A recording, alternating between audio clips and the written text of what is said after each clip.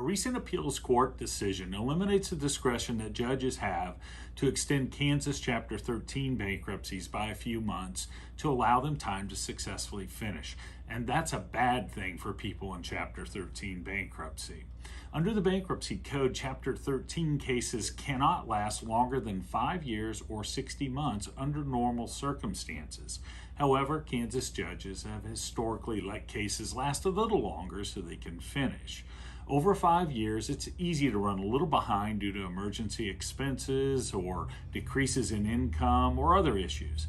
So we can usually convince a judge to give our clients an extra 3 or 4 months to finish their plan payments. The new case law says judges can't do that anymore, so we need to be much more careful toward the end of cases to make sure they finish in 60 months or less. Or we can get creative with something like a voluntary dismissal to gain additional time.